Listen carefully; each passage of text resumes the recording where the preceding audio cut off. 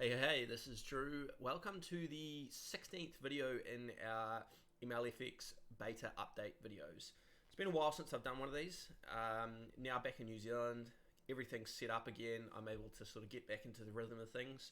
So I thought I'd pump out one of these videos because there's been so much that we've done in the last couple of weeks, even since I wrote the update article just a week and a half ago for September.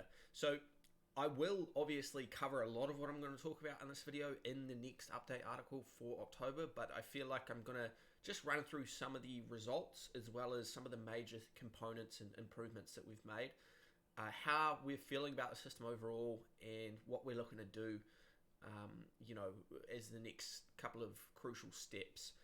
We are still working towards the 1.0 release.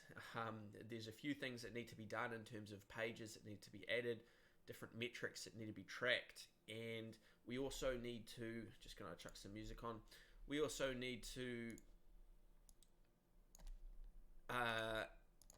spend some time trying to get the results that we want to go live with, because although the results at the moment are okay, it seems to be a little bit inconsistent, and we have some ideas as to why that might be. But before we go into that, let's just run through the results from when we went live with this new system. And this new system is an upgrade of the fuzzy systems that we're using that effectively is able to process the different agents or the different components.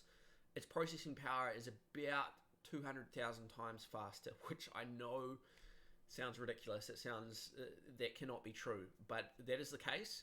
So the new system can run through its iteration cycles roughly 200,000 times quicker. Does that mean that we're able to process 200,000 times more agents in the same span of time? No. There is other bottlenecks in the system that are still holding things up, but this new system is far, far, far faster. And once we sort of work on some of these bottlenecks, it'll all become even more efficient over time. But the main thing that that's allowed us to do is it's allowed us to go from having 3 rules per agent. So think of an agent that's, it has input. It might have an EMA, right, an exponential moving average. It might have a simple moving average. It could have Bollinger Bands, right. Usually sort of 1 or 2 was previously what we're using. Some cases only 1 input. It could just be raw data, right, raw price data, or RSI or anything, any kind of indicator. So it inputs that data, and then it uses these rules, which might be saying if the RSI is 80, then it's overbought, so we're looking to sell, or something along those lines. And it would have a bunch of these different rules, and it would look at different data points up to 3 previously was what we're using. So the new version is able to do pretty much as many as we want, but at the moment we've set the cap at 100, so it looks for up to 100 different rules that can help it perform in the market, which means that our agents are now much more general in terms of they can trade throughout pretty much any market conditions, which is very interesting. We're not sure if that's what we want to do, but it is seeming to have better results than what we were previously getting. We now just need to figure out how we actually identify which agent to use, which is one of the things that we're going to be working on in the next week or so. So we went live with this system on Tuesday, which, let me just check my audio is good. My audio is good. And I'll put that down a bit. But we started on Monday at 23 this, because we were having some bugs, having some issues prior to this time, and we fixed them from here. This is where it started populating the new agents. So for the first sort of while, it didn't really have any agents, which is why you see a gap between 21.51 and 23.22 on Monday there. And then it started trading. At the moment, we're only looking at about sort of 10 to 20 agents per agent pool. And for us, that seems like it's a little low. We want to figure out ways to increase that, but it's very difficult to keep the Pareto frontier, which is what we use, which basically new agents that are better at one of the objectives dominate another agent, and if that is dominated completely, then it is removed. So it's kind of a process of the optimization process goes through, new agents are created, those agents then replace the old agents if they're better, and the old agents get kicked out, right? So we're going to work through sort of ways that we can increase those numbers. So hopefully, even though these agents can trade throughout many different market conditions, they may be worse in some areas and better in other areas. And we might have agents that would have been dominated that could be better in the areas that those first agents lack in. So that's where our thinking is at there. But we started here. Some losses, you can see, loss, win, loss, loss, loss, win, loss, win, win, loss, win. And I'm just going to scroll up. I'm not going to continue to say loss, loss, loss, loss, win, win, win. But you'll be able to see that there is more red, obviously, than green. But even at these early stages, the wins are outweighing the losses in terms of total pip value and in terms of percentage return. If you look at the risk rewards, the risk rewards are always about 1 to 2 or 1 to 3 in those ranges. So effectively, one win is worth 2 losses, 2 to 3 in most cases, if you're using a percentage-based system.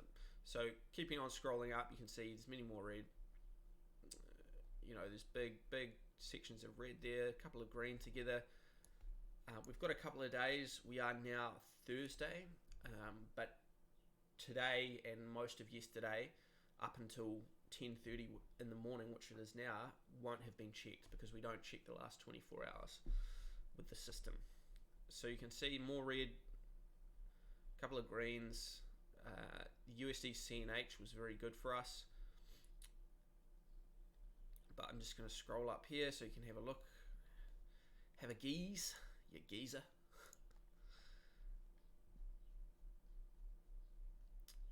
And we should be coming to the end on this one. So you can see there is green, and it is sort of, oh no, it must be the next one.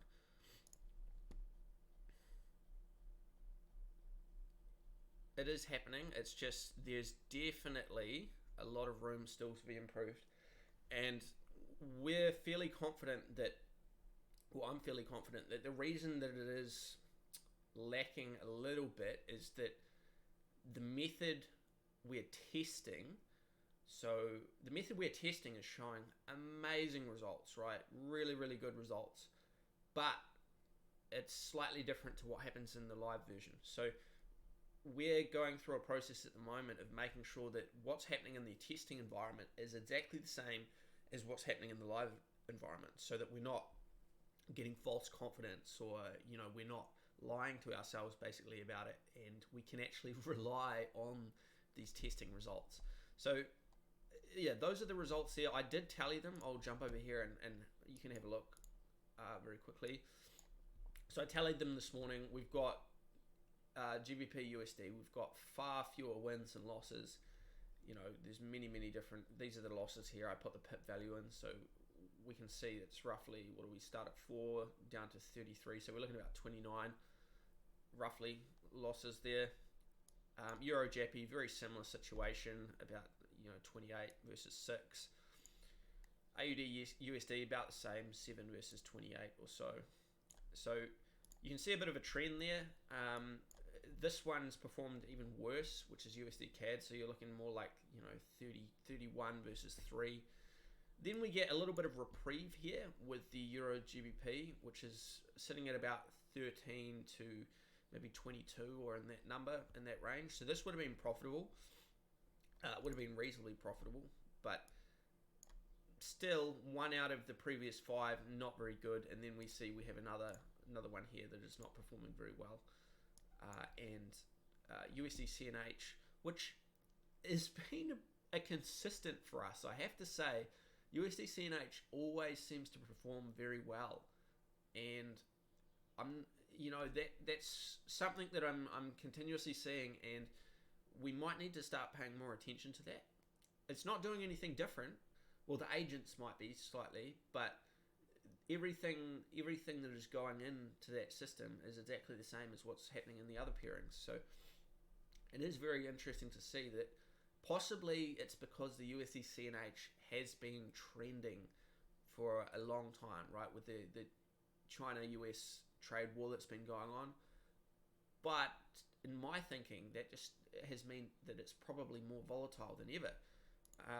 However, I need to look at the long-term charts to actually figure out that, and I might do it now, actually, trading view. So let's have a look and see whether or not USD CNH has been trending for the last sort of 4 months that we've been testing. We'll have to go sort of 1 day, that'll help. Yeah, so it kind of looks like it has. I mean, obviously there's little downtrends here and stuff. But for the most part, that's trending up, right? With little downwards periods. There's no extended period of sideways motion like this, which possibly could trip up the system. There's no major downwards moves like this. It's pretty consistently up with a few pullbacks. But maybe that's just easier for the system to pick up on. Maybe it's easier for it to find patterns amongst the USD CNH versus the other ones. So we'll finish off here. USD CNH definitely would have been profitable, very profitable. That's not reflective of how much percentage-wise it would increase. I haven't actually finished the calculations because I'm going to wait to the end of the week and do it then. But you'd be looking at least 15 or 20%, I'd say, from that USD CNH. Euro USD, another very well rounded system there. Slightly, more losses than wins, but not by much. 14 to about 19 or so, or 20. So not much difference there, and we still, again, would be very profitable there. And USD CNH as well, 12 to about 14 there. So, actually, in fact, I've just not updated that. So we've got more wins than losses on the USD Chief. So we've got 19 versus 14, which would have been hugely profitable. This, again, is not representative. It would have been much higher, because I'm actually doubling the losses here every time for the one win, and you can see we've got less losses than wins. So in fact, we would have only needed to go to 14.7. We would have stopped our losses here, and these would have just been winners, which meant it would have compounded and resulted in a much higher return at the end of the week. So there is some reprieve there at the end of those final 3 pairings that we've got there. Things do have a slight light at the end of the tunnel, right? There is some hope. There is some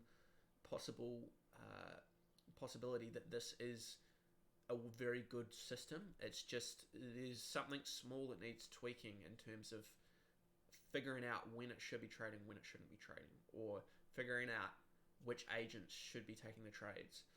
Possibly creating more specialized agents. Possibly 100 rules is too many, and we need something like, instead of just 3, what we were previously using, maybe 10, 15 in that range. And then finding a way, which is something we've been racking our brains for a while, finding a way to identify at what stage in the data points or in that training testing data sets that agent was trading and would have been the best agent, right? So that instead of just going based off what we have at the moment, which is the fitnesses, the agent fitnesses being the average revenue, so it's trying to maximize that, the number of wins, so it's trying to maximize that as well, and then the number of losses, which is trying to minimize. So those 3 fitnesses are what it looks at, and if one agent comes into the new the agent pool and it dominates, so it has better average revenue, more wins than the other one, and less losses than the other one, that agent will completely crush the second agent, right? And that second agent will be removed. So instead of just having that, we need to figure out a way to identify, okay, maybe this agent is better overall, but they're trading at 2 different areas, 2 different times in the market. So we need to be able to identify that so that we can keep that second agent, and it's still in the agent pool. So when that market condition happens, it knows, okay, yes, this other agent might be slightly activated and it could trade there, but it's not primed for that type of environment, and this other agent is much better suited, and although it maybe on average makes a little bit less money, in this condition it's more likely to win, if you catch my drift. So that's something we're working on at the moment. We hope that that will be the thing that sort of tips it over the edge. combined with tweaking how we choose the agents. At the moment, we are using what's called a pattern thingy. Uses pattern recognition, and it determines the live market. So it's used to create the agents with the data sets, but it then determines the live market and what the condition is. So it picks the agent pool to use. And to us, that was a cool concept, a cool idea, but I do think it might be better to go with either the most activated agent, so the agent that puts its hand up basically and says, I am the one to trade in this condition, and I'm the most confident that I can make this trade work, I can win, right? Or to use a collective to identify which pool to trade with. So we could use the top 5 agents in each pool that are activated, and then get the largest activation number, adding those 5 agents together to determine which pool to use, and then we use the most activated agent out of there.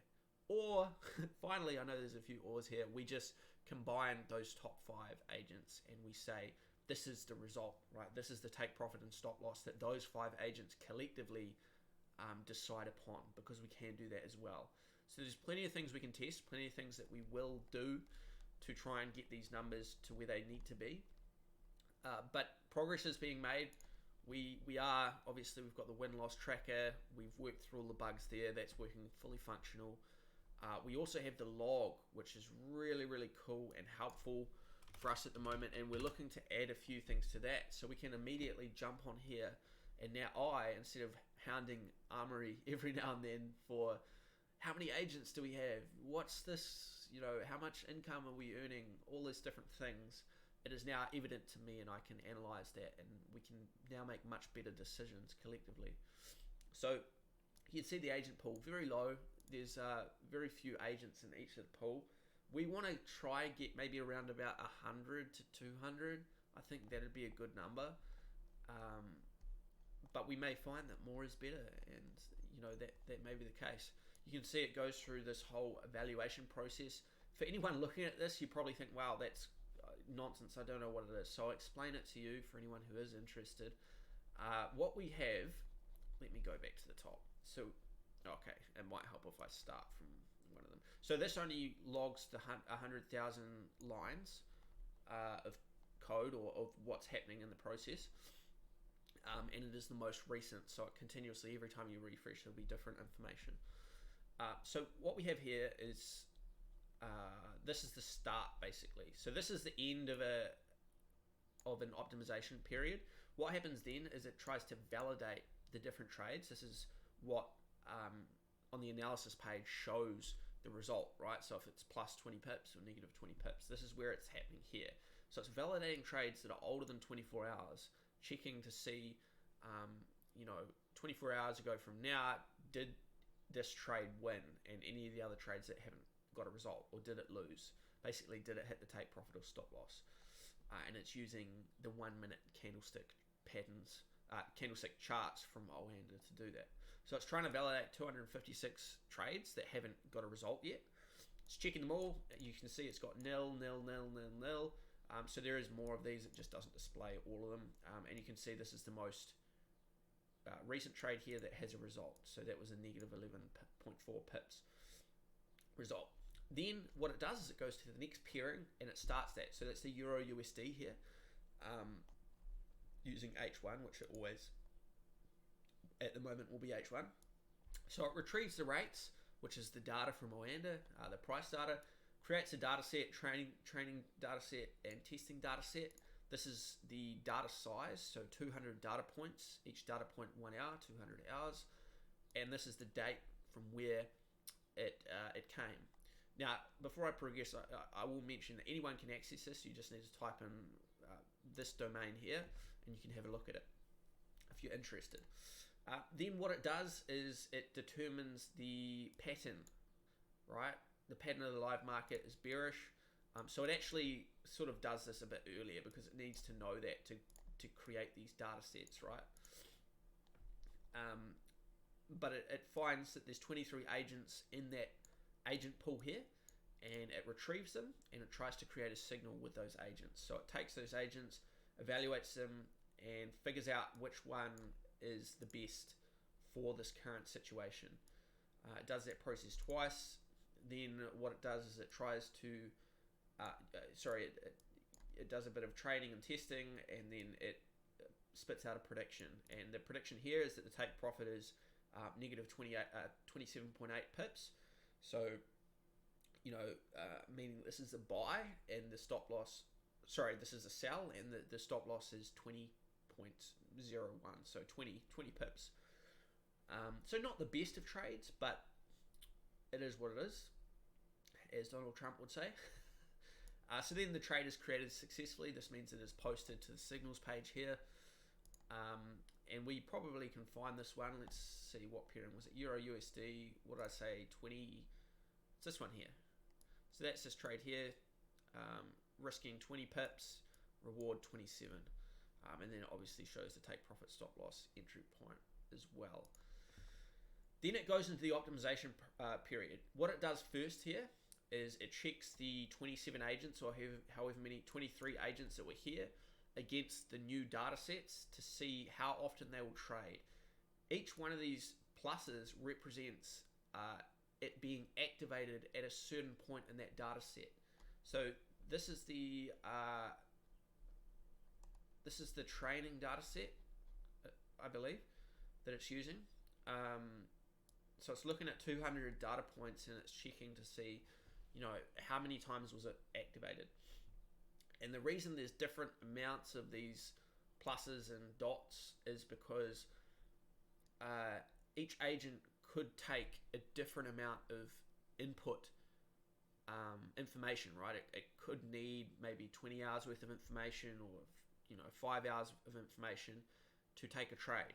So that might be the requirement there for it to make that trade, which means that you'll often get less activations throughout the data point, or that activation rather lasts for a longer duration. But we hopefully we might be able to make that more consistent, so that all of them are roughly the same, because that might be a necessary step for what we want to do.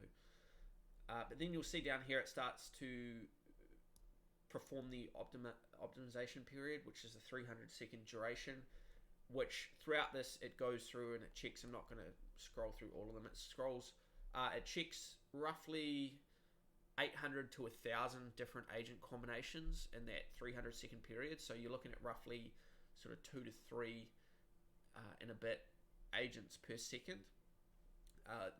Definitely room for improvement there if we clean up some of the bottlenecks, but that's still interesting in that it's looking at about 1,000 different combinations of agents that could potentially be better, and then it is trying to replace the agents in the agent pool every 300 seconds. So 300 seconds, what's that? Divide by 60, you're looking at roughly,